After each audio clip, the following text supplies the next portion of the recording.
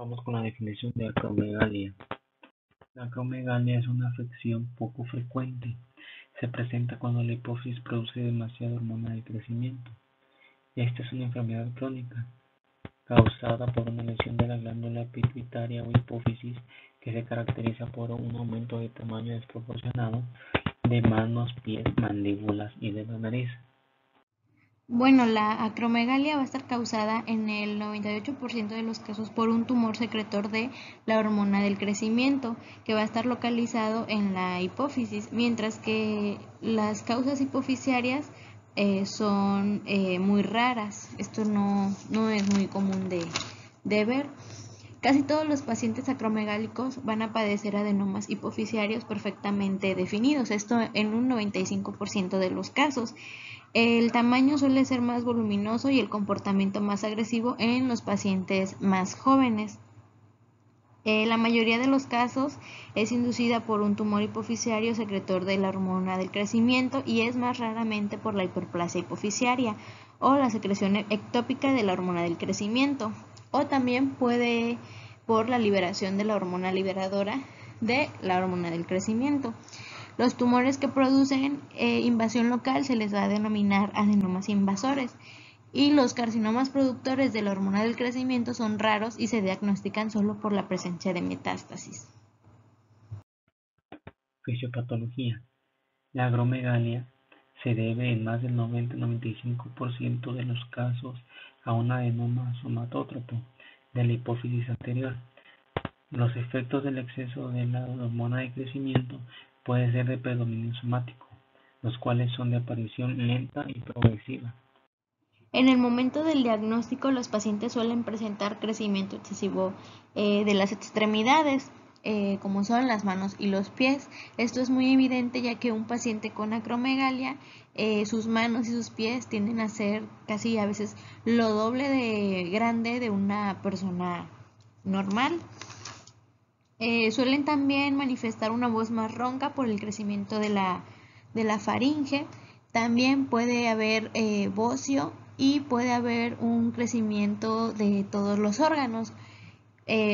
Por ello puede dar hepatomegalias, cardiomegalia y crecimiento renal, pero siendo la más común la hipertrofia cardíaca, hipertensión y arritmias, aunque en raras ocasiones puede haber insuficiencia cardíaca congestiva. Y en niños y adolescentes provoca gigantismo hipofisiario. En su examen físico, la mucosa presentará húmedas y normocoloreadas con un tejido celular subcutáneo no infiltrado. En su sistema respiratorio, el murmullo vesicular será normal, con una frecuencia respiratoria de 18 por minutos. No se ausculta a stertores. En su sistema cardiovascular, los ruidos cardíacos serán rítmicos y bien golpeados, con una frecuencia cardíaca de 78 por minutos. No presentará soplos, con una tensión arterial de 160/100. En el abdomen blando e inexpresible no presentará ningún dolor a la palpación superficial ni profunda, no visceromegalia ni tumoraciones. Su sensibilidad superficial en la hipertensión en ambos miembros superiores profundas será conservada y presentará la presencia de los niveles de la proteína IGF-1. Cuadro clínico acromegalia. En este cuadro clínico se presentará un trastorno donde los huesos se deformarán en lugar de alargarse. Presentarán cambios en la apariencia física y algunos pacientes presentarán síntomas neurológicos, síntomas osteomusculares como cefalea, síndrome del túnel carpiano, debilidad muscular y artralgias.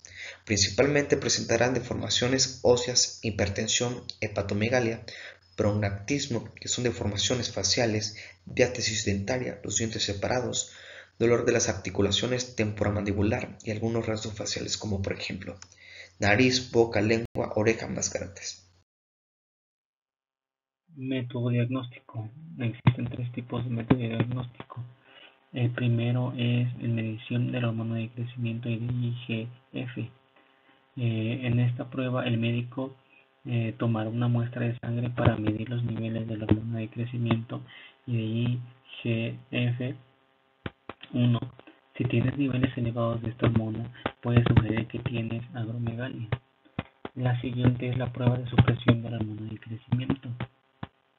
En este examen, los niveles de la hormona en la sangre se miden antes y después de haber tomado una preparación de azúcar, de glucosa, que por lo general la ingesta de glucosa hace bajar los niveles de la hormona de crecimiento. Si tienes acromegalia, el nivel de la hormona de crecimiento suele mantenerse alto. Las siguientes pruebas de diagnóstico por imágenes.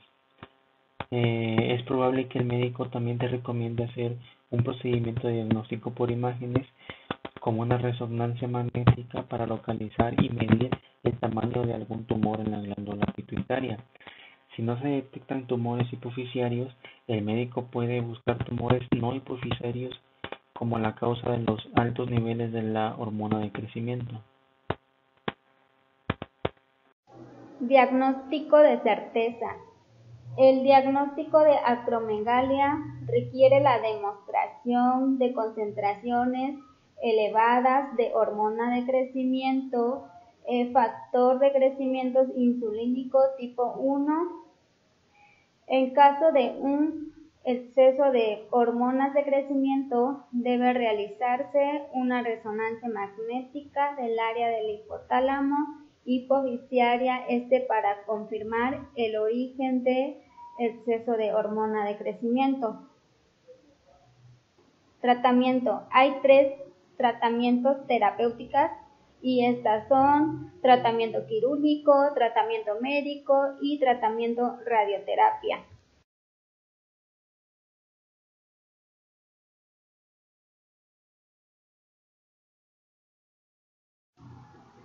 El tratamiento quirúrgico. Este consiste en realizar una cirugía transesfenoidal. Esta cirugía es un método potencialmente curativo y se considera como un tratamiento de elección.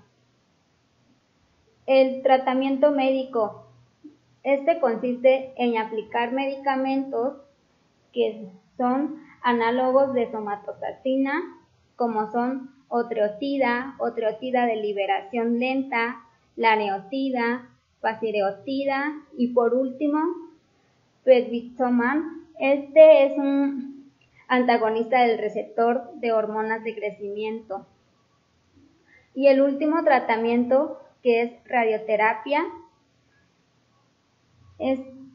está indicada en aquellos casos que no son controlados después del tratamiento quirúrgico y de médico, en aquellos pacientes con grandes restos tumorales después de la cirugía.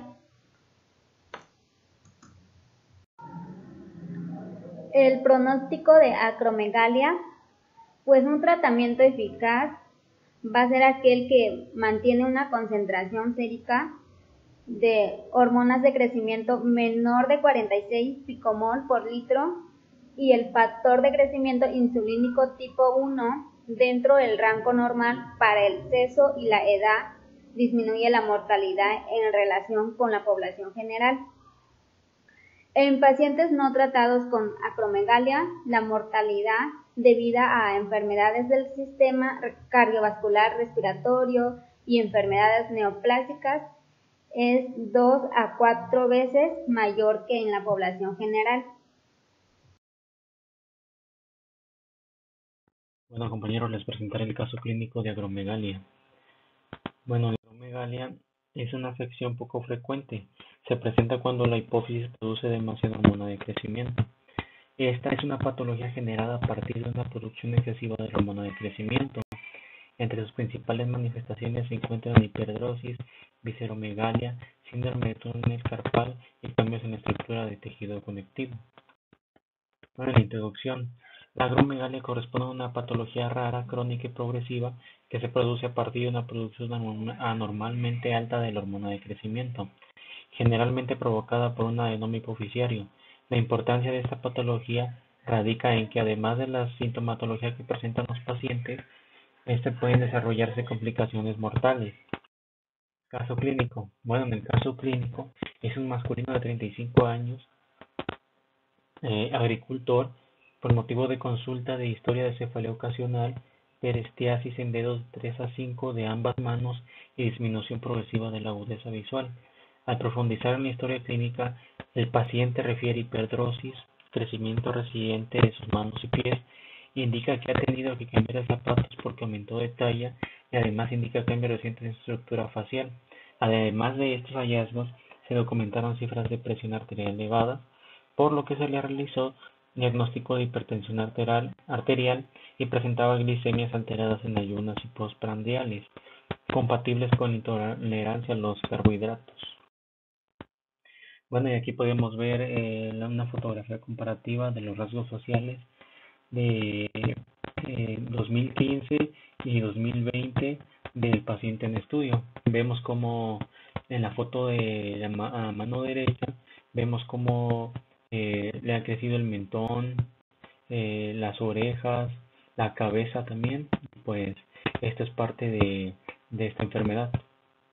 También así como las manos, como vemos en la imagen, las manos recientes, el crecimiento también que ha tenido anormal. Es una foto reciente del paciente en estudio. Bueno, las manifestaciones clínicas. Las manifestaciones clínicas de este paciente fueron cefalea ocasional, perestiasis en dedos 3 a 5 de ambas manos y disminución progresiva de la agudeza visual. Diagnóstico. En el caso de este paciente, se realizó el diagnóstico de acromegalia y posteriormente se realizó una resonancia magnética nuclear, donde se evidenció un adenoma hipoficiario. El tratamiento, bueno, el tratamiento que se le dio a este paciente inicial fueron con agonistas de dopamina y posteriormente se programó la resección de adenoma hipoficiario de forma electiva. Luego de esto, el paciente mejoró considerablemente su sintomatología, no así los cambios estructurales ya establecidos en sus diferentes órganos y sistemas. Y así como este tratamiento, pues hay diferentes, como el tratamiento quirúrgico, agonistas de somatostatina, antagonistas de la hormona de crecimiento, agonistas de dopamina y radioterapia.